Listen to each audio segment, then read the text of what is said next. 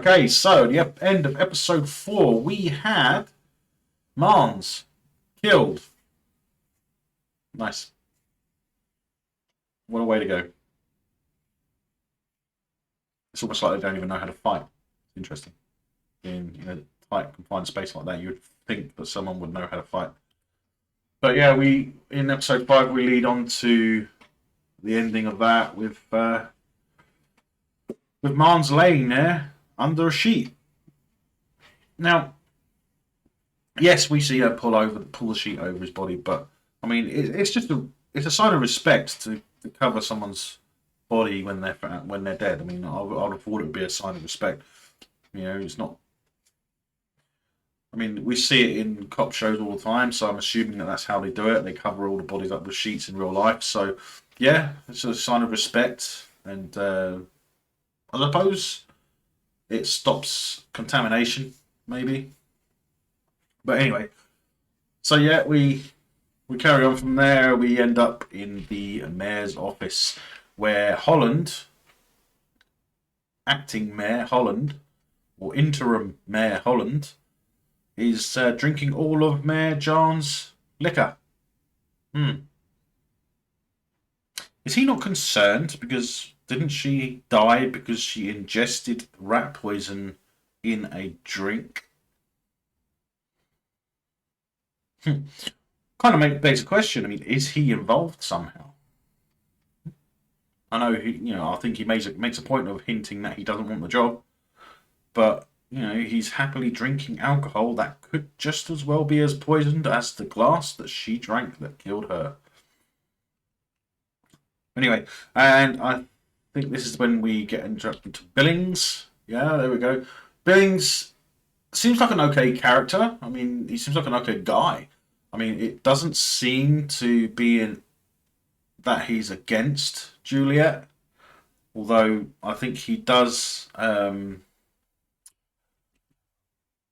He did want the job, so I'm assuming that there is going to be an issue there because he wanted the job. Obviously his wife and child probably would have benefited from him being sheriff. Maybe bigger apartment, possibly. But yeah, Billings seems an okay guy. But in episode 5, he does give off the idea that he's just there on Judicial's mission. He's been put in that position because the Judicial sect or section want him there. A lapdog, basically. But other than that, I mean, he seems like an okay guy. He seemed okay by the end of episode 5. But leading into episode 6, he's a lot better. He's a lot nicer. He seems to be a very competent guy. So we end up seeing the funeral. People give a big speech. Holland has a nice little talk about over them, and Juliet does as well. But we see this in the trailer. They get lowered into that big square hole, and then they bite the apple and throw it in. They take a bite from it and then throw it in the grave. Now, I would have thought that the amount of food you have in that silo, especially fresh food like those apples, you would think that there would be a conservation thing on there to try and keep as much food as possible. But don't ask me. I don't know. I have an idea, but it's just me. But yeah, then we see them both in uniform, and yes, Billings is following her, and he's trying to stay with her and, well, keep her safe and make sure she doesn't do anything wrong, break the rules, which she does. But she tells Billings to go and have lunch with his family. So he disappears. So he goes away. He ends up going to meet Sims in Judicial. The funny thing is, I believe this is Kennedy's apartment, and Kennedy is the one that's being accused of being set up to be a killer, basically. And Juliet knows it, because conveniently the rat poison is there in his quarters, in his wardrobe. And not only does he have the rat poison there, he also has a picture of Mayor Jean's that Mons drove. Drew. Anyway, it's interesting, I suppose. It's an obvious setup, but then we get this guy. She gives up she sends a message she sends a message for asking for a warrant, and then this was the whole purpose of her asking for the warrant. She wasn't asking she didn't actually want the warrant. She just wanted this guy, the real killer, to go to King's apartment or Kennedy's apartment. Now, my mind at the moment is a bit fluid, so a lot of stuff blends together or just evaporates. It's just ridiculous at the moment. But yeah, this guy shows up at Kennedy's apartment, and Juliet rightfully, says, caught you basically. You really should have done your research and basically planted the evidence in the correct apartment, not this one, because Kennedy had been moved or something. But yeah, it's interesting. And then they have a chase, and there's a whole race to the top sort of thing going on where they're racing from the bottom all the way up to the top, which, okay, I suppose entertainment value. What else are people going to do? And it gives them a bit of fun, I suppose. But then they're chasing. Juliet's chasing this guy down the stairs, and he ends up throwing her, pushing her over the edge. Now, there's a struggle, obviously. Takes her a while. She gets helped up, and he's disappeared. And then we see him at the end of the episode, and Sims is standing there in front of him and basically pushes him over the edge, quite literally. He falls to his death. But at the same time, we end up at the mess hall, and this is a surprising thing. So they don't know what stars are. Now that is interesting. But then Juliet also points out that some of the stars make the shape of a W. Now I'm wondering if there's actually a message hidden in the stars. Maybe because we know that projection on that screen is fake. It's made to make so that people look out there and they don't want to go out. If they saw the real image and everything was green and flush and the trees had blossoming and flowers on there and everything, then what reason do they have to stay inside the silo? So we know this image is fake. So I'm wondering if there is something hidden in the constellations on this screen that maybe gives a hint to something important, possibly. Because yes, there are stars in the sky that you could point to and say, look, that's a W. Yeah, that's true. There are star formations that look like that. But at the same time, these guys don't know what stars are. And if the first thing she sees, that one looks like a W, then maybe there is a hidden message in the starscape. Possibly? What do you think? Comment down below and let me know.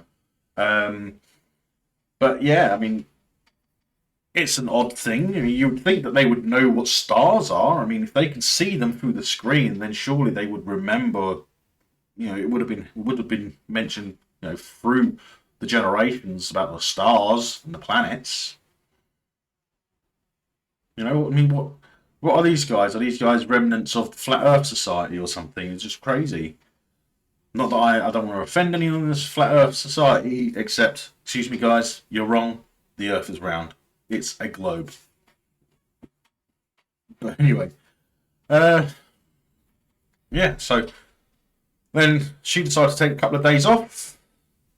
She heads down and she gets this.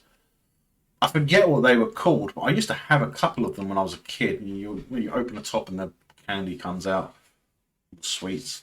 I can't remember what they were called, but yeah, she decides to grab that, and yeah. Oh, we're back to the beginning. Let's go backwards. So she decides to use this to be able to investigate George's death and stuff. So okay, fair enough. Now, before I go into episode 6, I wanted to say something because these last few episodes of Silo have been boring. They have a lot of space where they could have had things going on, you know, but they don't, and I don't like when I know. Yes, it's suspenseful. I mean, you never know where it's going to go next, but I mean, if I was to uh, be in that situation, there would be other things that I would have thought about for entertainment value. You know, for a start, what about abseiling down abseiling? That would be great. Because there wouldn't be much you could do. So abseiling from the top to the bottom, that would be considered fun. You know, obviously they've got rope and stuff, um, and I don't understand why they don't have that. Many forms of entertainment. Um, we don't know much about what happened during the uprising, as they call it, but we don't know. Uh, there's a bit of an inconsistency with the technology because the computer screens and everything we've seen so far. This is from episode 5. I'm not after episode 6. There may be differences, but for episode 5 up to episode 5, we haven't seen much advanced technology. So I mean, these guys could have been put in the silo in the late 80s, for crying out loud. We don't know. Um, we know that they've been in the silo for over 300 years, but when did they go into the silo? We don't know.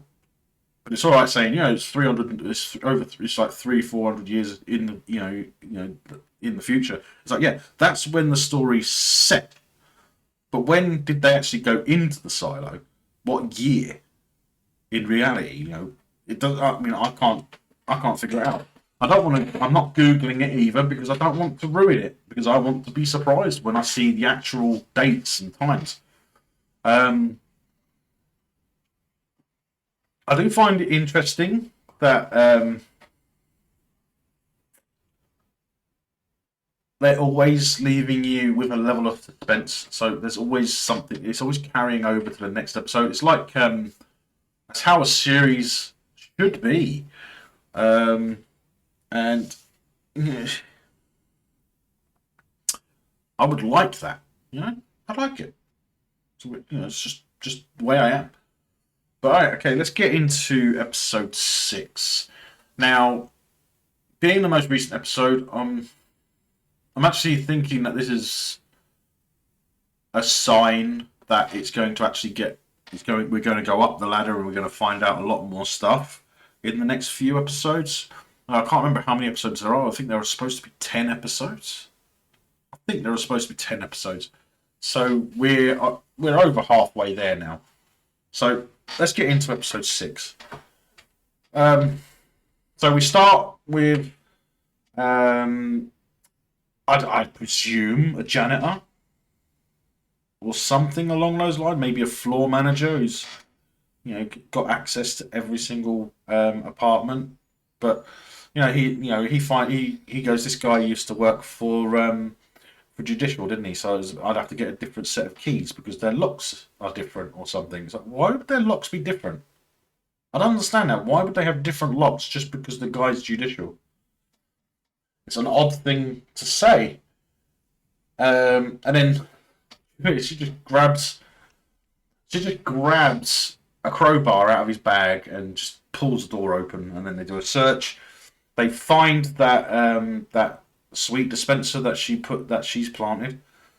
Um, so yeah, that's fun. Uh, let's see. I'm trying to skip the boring parts. Then we finally get to see the judge. And yeah, she's got this nice big window and this nice big office.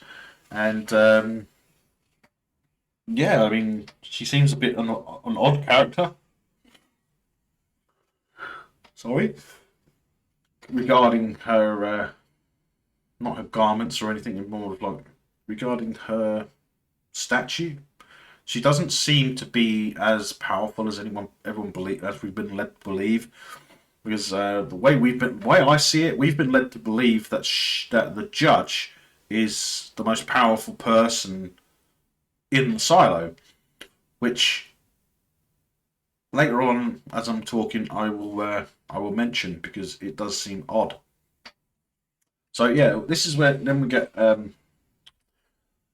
we get Sims in the office with them, and Juliet's there, and the Billings is there, and they're talking to the judge. And in my opinion, the judge in this looked a bit, I don't know, awkward, uncomfortable.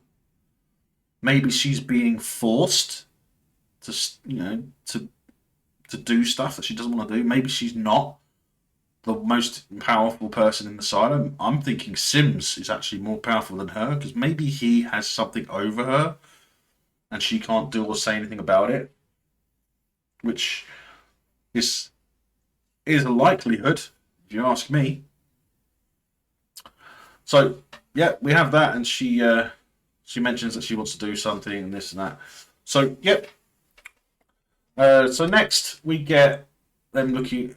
I believe yeah, that is Kennedy, isn't it? It is Kennedy. Yeah, I'm sure that's Kennedy. Um, in episode 5, we see him painting in the silo. So yeah, so apparently he used to be a relics trader. It's like a internal silo black market for relics. Interesting. And she's trying to find specific relics. I believe this is part of her search for that hard drive that we see at in the first episodes. But yeah, so I believe that Judge Meadows is actually very afraid of Sims. That's the impression I get. I really do. I think he has something to control her. He gives her uh, an, a cold shoulder, but then we see Sims go into this room where they've got. I'm assuming that's a a lot the most of their relics that they've confiscated. Now, I'm pretty sure they're supposed to destroy them. So if he's got this collection there and in his office, and he's got a book of, I'm assuming, detailing all of the relics that they've had go through there.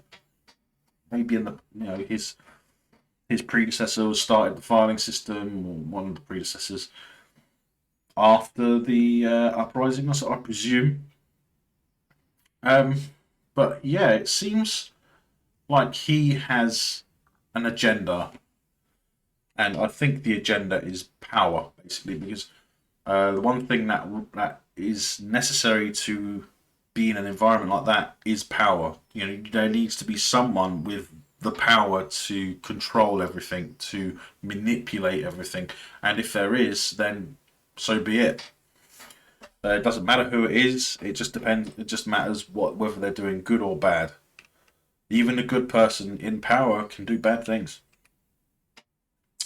So yeah, he's obviously hoarding, or Judicial is hoarding relics, which is funny. He's trying to find a reference to that candy dispenser. So then we get an introduction to Regina Jackson.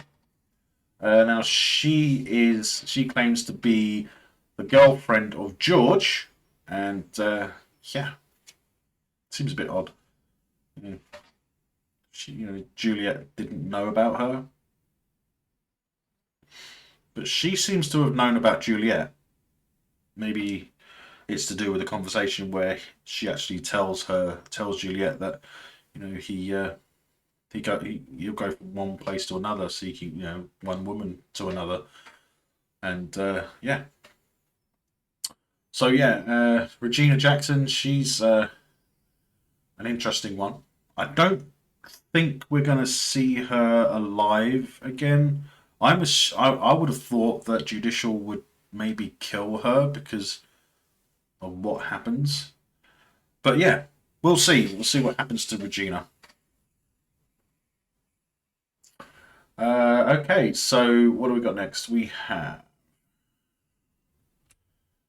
Yes. Now, this is when she gets called into the principal's office, basically. She's getting told that, we know that you planted the evidence, we know this, we know that. So they end up having a big conversation about it and try to get her to justify her decision to do things, which I find annoyingly stupid. Right, so I'm going to skip that. Then we get the scene of Billings going home, and he gets home. We see him hold his baby girl, and his hands start shaking because the sheriff realised earlier that Billings is suffering from the syndrome. Now, that is something I'll be interested to find out about as well. It's an odd thing to have, a syndrome in a confined space like that. You would think it's more maybe drug or maybe poisoning or something causing them to have these symptoms of and then maybe filtering out the trash, so to speak, the people that they deem unworthy. But yeah, I mean, anyone that talks against the system seems to get kicked out, basically. But we see that he's got this syndrome. I'm looking forward to finding out more about that, and that he shouldn't be a deputy. He shouldn't be anywhere where he can have access to a firearm. Interesting. Considering the only firearms I've actually seen in this show so far is one shotgun, I believe. I don't think I've actually. If I ever go back and look, I mean, I don't remember seeing many weapons in this at all. So the fact that Mans had a shotgun, and that's the first actual firearm we see, it's odd. You'd think that they would have sidearms, but I haven't seen any pistols, I don't think. But then, like I said, my mind is like water at the moment. Things are drifting away, and some things are mixing all together. So it's hard sometimes to figure out which is which.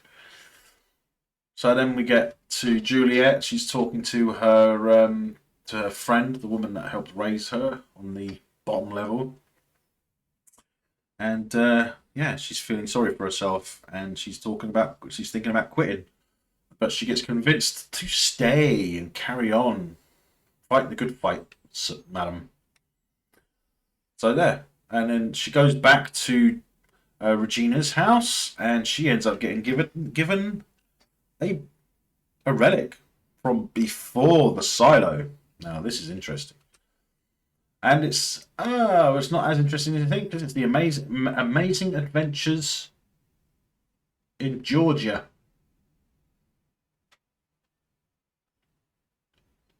The book. Oh, it's a kid's book. So it'll be illustrated for the kids. And she sees loads of pictures in there, and she doesn't bother reading it. She just looks at the pictures, and she gets all emotional. Sees trees. Oh, a dolphin. Yeah, I suppose if you've never seen them before, But I like the way that she freezes at the end on the ocean, on the image of the beach, and that's when we find out that Judicial have these guys that they call the Whispering Friends of the Silo. Now, this is interesting because that means that This is a tech jump. I mean, if you look at those monitors, they're monitors you could go out and buy brand new now. So it changes the entire idea or the preference I can't think of the word. The whole reason for the low end technology everywhere else that we've seen so far. We've got computer screens that look like they're from the late 80s. You know, we got keyboards that are the same. All the computer tech we've seen is it's late 80s, early 90s in style. And these guys have these ultra 4K monitors, and they've probably got cameras all over the silo. People can't see. Wouldn't take much to find one, but they wouldn't know what it was. It would be a relic.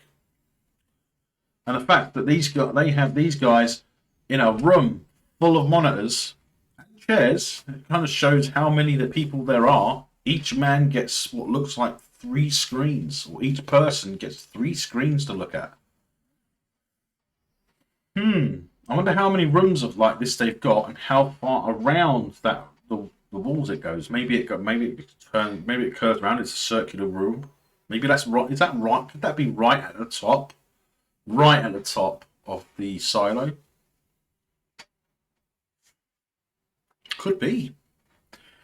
But it kind of gives me the impression that the judicial people actually are manipulating all the people inside the silo by making them believe that the outside world is deadly, poison, unsurvivable. Which kind of gets me into my point. Because my point is this. My point is that it's all going towards the fact that maybe started out as an experiment. Like in Ascension, it was originally supposed to be a real launch, but it was a real launch for the people boarding the ship. Once it was supposed to have been launched, I'm assuming that in Ascension they would have told people that there wasn't a real launch, or did they say it was blown up? I can't remember.